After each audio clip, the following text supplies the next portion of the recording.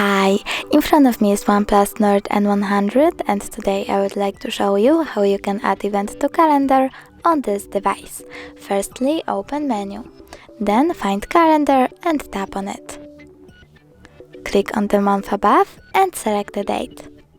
When you're done, tap on the plus icon and select event. Over here you can add a title, set up notifications, minutes, hours or days before. Click Done. Add people, location and many other things. You can even change color. When you're done, click at the top right corner on Save. As you can see, my event was successfully added. If you want to delete it, tap on it, click on the three dots, choose Delete and delete again. Thanks so much for watching. If you enjoyed this video, don't forget to leave a like, comment and subscribe.